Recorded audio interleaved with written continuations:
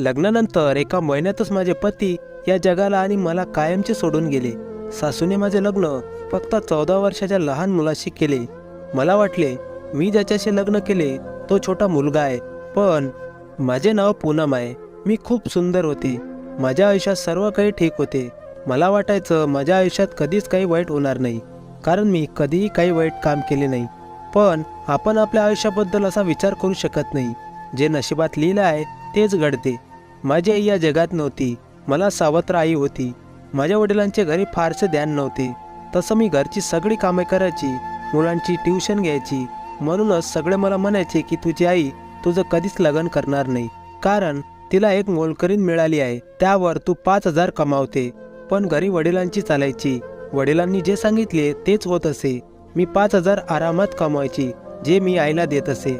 पण तरीही एक दिवस माझ्या आईने मला सांगितले, तुझ्यासाठी एक संबंध पाहून ठेवला आहे। त्यामुळे मला आश्चर्य वाटले। मला वाटले की ती मस्करी करत आहे, पण तिने असे म्हटले नाही की तुला मुलाकडचे बघायला येत आहे।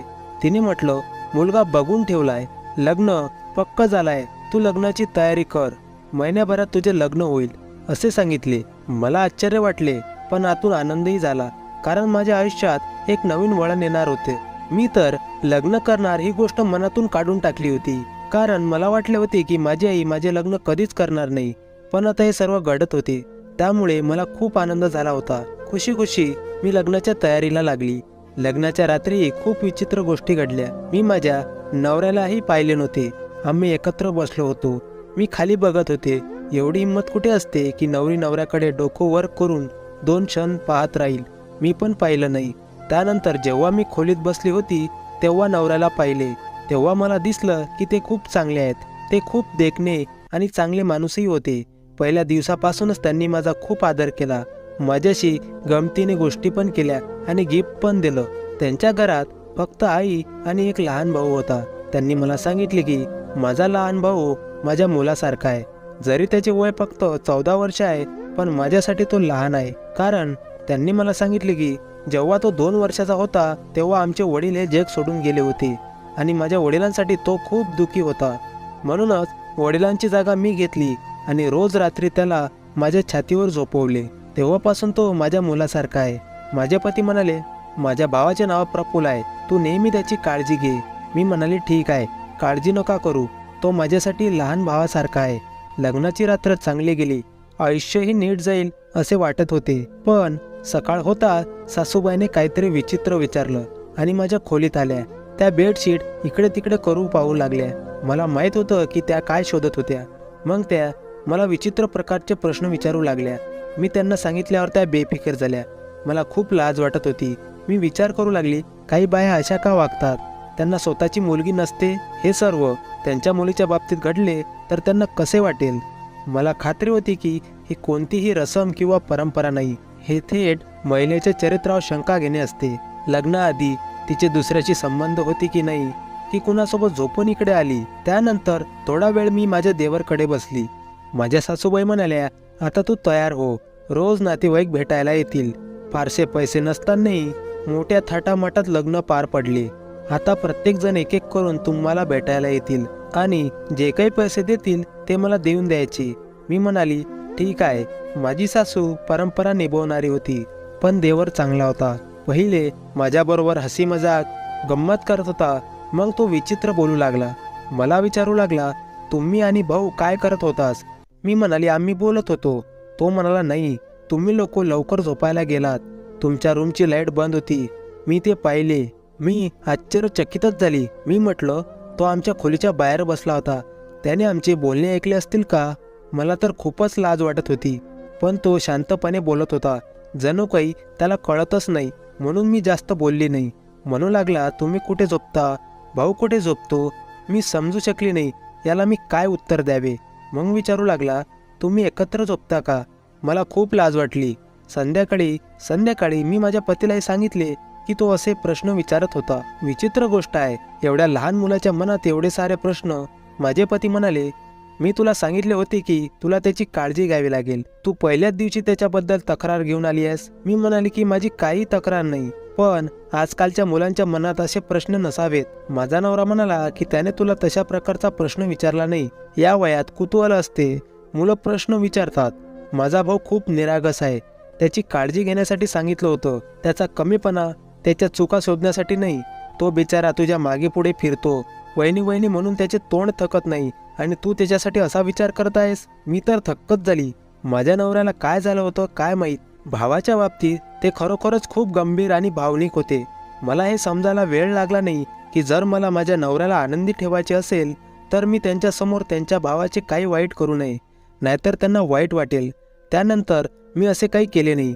आमच्या लग्नाला 1 आठवडा झाला होता. नवराही सरळ माणूस नव्हता. त्यांना माझी खूप उत्सुकता होती. ते मला सोडतच नव्हते. एक दिवशी माझी सासू मला सकाळपासून आवाज देत होती, पण माझा नवरा मला त्यांच्यापासून जाऊच देत नव्हता. ते म्हणत, माझ्याशी चांगल्या चांगल्या गोष्टी कर, माझ्या डोळ्यात बघ. तू कधी चित्रपट पाहिला आहेस का? जसे चित्रपटांमध्ये नायक नायिका बसतात आणि एकमेकांशी बोलतात, तू पण असेच माझ्याजवळ बस. मी म्हणाली, तुमची आई मला बोलावत आहे. काही काम असेल, कारण सकाळचे 10 वाजले होते. 4 किंवा 5 वाजले नव्हते. 4 किंवा 5 वाजले नव्हते. तर माझे पती माझ्याशी बोल असे म्हणत होते. आणि मग हे घडले. मला माझ्या सासूकडून बोलणं ऐकावं लागलं. मी या लोकांना समजूच शकत नव्हती. हे लोक थोडे विचित्र होते. माझ्या सासूबाई म्हणाल्या की तू येताच माझ्या मुलाला बोटावर गुंडाळले आहेस. तुझ्याशिवाय त्याला काहीच दिसत नाही. मी म्हटलं, तसं काही नाही. आता ते स्वतःच माझ्यासाठी वेडे झाले आहेत. मग मी काय करू?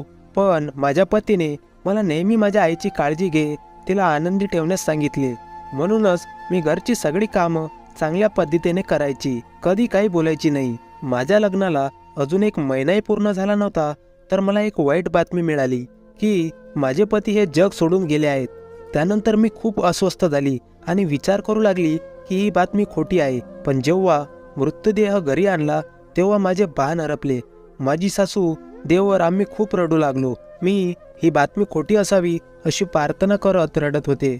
पण माझे पती हे जग सोडून गेले हे दुःख माझ्यासाठी खूप मोठं होतं. माझ्या आईवडिलांनी सांगितले, हे दुःख तू तुझ्या सासऱ्याच्या घरीच पूर्ण कर. त्यानंतर आम्ही येऊन तुला घेऊन जाऊ. मी रडत राहिली, तडफडत राहिली. माझी सासू मला बोलत राहिली की तू आलीस, तू माझ्या मुलाला खाल्ल्यास, तुझे पाऊल अशुभ आहे.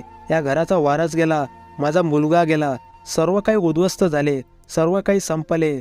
तू हे सगळं केलंस. हे 4 महिने टोमणे ऐकण्यातच गेले. त्यानंतर ही वेळ संपली. त्यामुळे माझ्या जवळच्या व्यक्तींकडे जाईन या विचाराने मी थोडी बेफिकर झाली. तसं पण माझ्या आयुष्यात आनंदी राहण्यासारखे काय उरले होते? माझे वडील फक्त माझे होते. बाकी माझी आई देखील सावत्र आई होती. त्यानंतर माझे वडील आणि सावत्र आई मला परत घ्यायला आले. तर माझ्या सासूबाईंनी असे काम केले की सगळेच अवाक झाले. माझ्या सासूबाई म्हणाल्या, मी तिला परत पाठवू शकत नाही. ती माझ्या मुलाची विधवा आहे. माझे वडील म्हणाले, तुमचा मुलगा आता या जगात नाही, ते काय करणार इथं राहून? पण माझ्या सासूबाई म्हणाल्या, हिच्यामुळे माझा मुलगा गेला, आता तीही इथून निघून जाईल का? माझ्या घरात कमावणारे कोणी नाही. माझा एक लहान मुलगा आहे, तोही शाळेत शिकतो. मग आम्ही उपाशी मरणार का? माझ्या मुलाच्या जागी ती कमाई करेल आणि आमचा खर्च सांभाळेल. माझ्या वडिलांनी सांगितले की ही खूप वाईट गोष्ट आहे, हे मला मान्य नाही. पण माझ्या सासूबाईंचा निर्धार होता. मग माझे वडील आणि सासू यांच्यात खूप भांडणे झाले, खूप वाद झाले. जेव्हा मला विचारले गेले तेव्हा मला नक्कीच परत जायचे होते. माझी या घरात घुसमट व्हायची. पण सासू म्हणाली की तू इथून जाणार नाही. माझ्या सासूबाईंनी तिच्या काही नातेवाईकांना बोलावले. ते खूप भांडणं करायला लागले, विचित्र बोलत होते. मग त्याचा परिणाम असा झाला की माझे पुन्हा लग्न करून द्या, मग मी या घरात राहू शकत होते. पण या घरात एकच माणूस होता, त्याच्याशी लग्न करणार असल्याच्या गोष्टी सुरू होत्या. सगळे म्हणत होते की लहान आहे तर काय झाले, ही कोणती 30 वर्षाची मुलगी आहे. अशा प्रकारे ती या घरात राहणार, या घरात पुन्हा सून म्हणून येणार. मला हे सगळं नको होतं. पण माझ्या सासूबाईंनी माझ्या बाबांना पटवून दिलं. माझी सावत्र आई देखील म्हणाली, चांगली गोष्ट आहे, आपण हिला आपल्या घरी नेलं तर आपल्याला काय फायदा? पुन्हा तर हिचं लग्न होणार नाही. पुन्हा संबंध कुठून शोधणार? विधवेसाठी संबंध कसे मिळतील? आपण तिला सोबत नेले तरी आपल्या घरातही तिला विधवाच म्हणावे लागेल. माझ्या आईने विचित्र गोष्टी सांगून माझ्या वडिलांचे मन वळवले. ते मला तिथेच सोडून निघून गेले. काही दिवसांनंतर माझे लग्न माझ्या लहान देवर सोबत झाले, ज्याला माझा नवरा त्यांचा मुलगा म्हणत असे आणि ज्याला मी लहान मुलगा समजत असे. माझ्या नवऱ्याच्या मरण्यावरही मी एवढं रडली नाही जेवढे या गोष्टीवर रडली. पण माझं कोणी ऐकलं नाही. माझं लग्न झालं.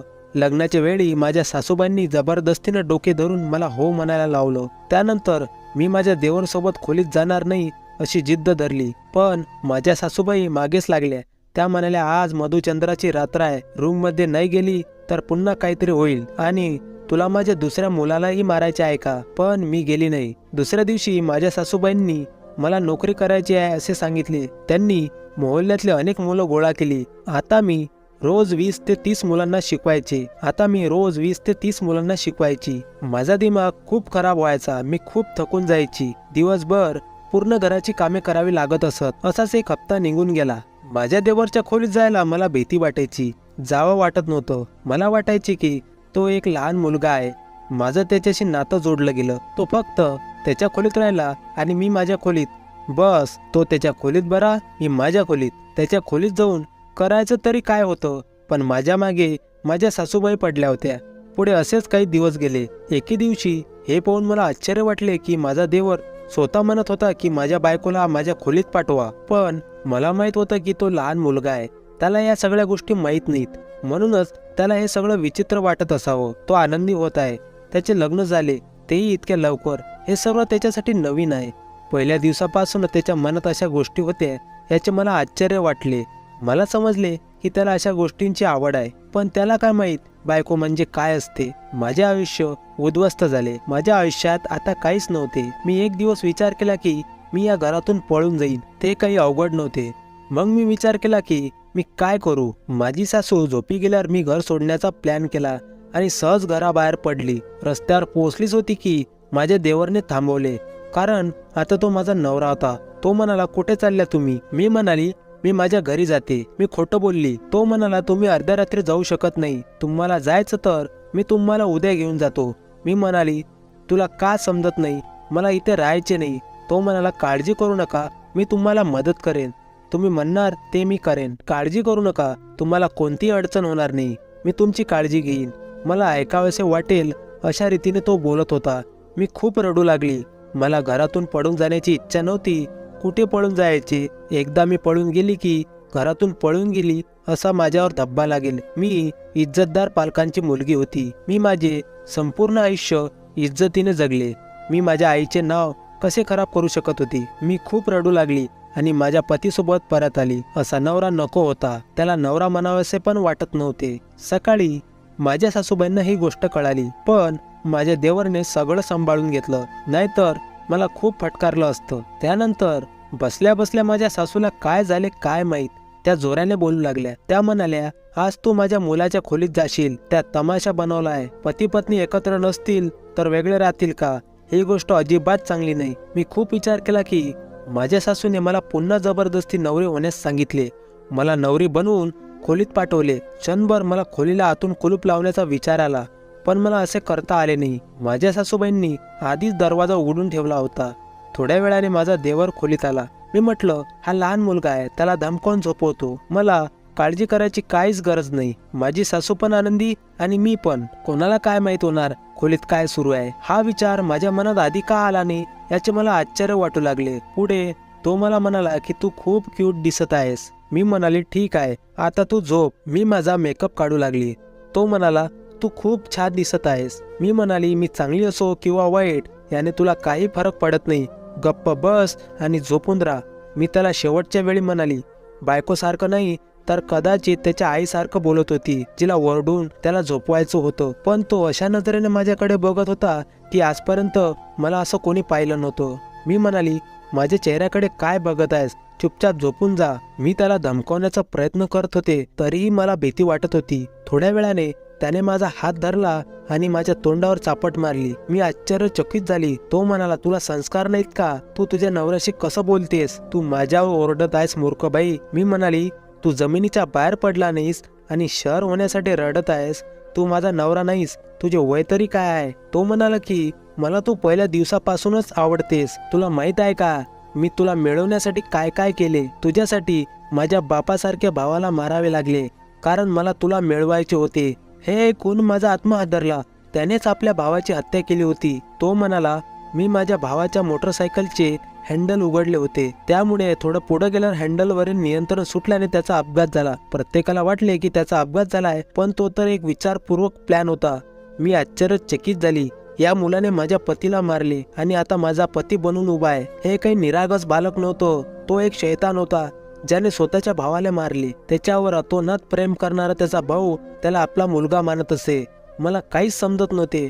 मला पळून जायचे होते, किंचाळायचे होते, पण त्याने मला त्याच्याकडे खेचले. पण हे मला कळल्यापासून माझ्या पतीचा मृत्यू हा मृत्यू नसून हत्या होती. तर मी आठवडाभर बेशुद्ध पडली. सगळ्यांना सगळं सांगितलं, ओरडून सांगितलं, पण कोणीही माझ्यावर विश्वास ठेवला नाही. असं होऊ शकत नाही असे ते म्हणाले. तो आपल्या भावाला कधीही मारू शकत नाही. तू खोटं बोलत आहेस, कारण तुला त्याच्याशी लग्न करायचे नव्हते. माझ्याकडे एकच मार्ग होता, मी आत्महत्या केली असती, पण कोणी मला मरूही देत नव्हतं. आजही मी माझे आयुष्य असेच जगत आहे. काय करावे समजत नाही. त्यानंतर आयुष्य असेच जाऊ लागले. देवाने मला मुलगी दिली. माझे नशीब वाईट आहे या विचाराने मी दुखी होती. माझ्या मुलीचेही नशीब वाईट असेल, पण माझे नशीब इतकेही वाईट नव्हते, कारण माझ्या देवरसोबत पण तेच झाले जे त्याने त्याच्या भावासोबत केले. त्याचाही अपघात झाला, त्यानेही हे जग सोडले. माझ्या सासूबाईंना हा धक्का सहन झाला नाही, तिचाही मृत्यू झाला. त्यानंतर सारे घर माझे झाले. आता मी माझ्या मुलीसोबत राहते, मुलांना ट्युशन देते. माझे आयुष्य असेच जात आहे. हे सगळं माझ्यासोबत होईल असं कधीच वाटलं नव्हतं, पण झालं. मी माझ्या नवऱ्याची आठवण करत असते. मला त्यांची खूप आठवण येते. ते जर असते तर हे सगळं झालं नसतं. कथा कशी वाटली कमेंट करून नक्की सांगा आणि चॅनलला प्लीज सबस्क्राईब करा. या चॅनलवर तुम्हाला अशाच नवनवीन कथा ऐकायला मिळतील. धन्यवाद.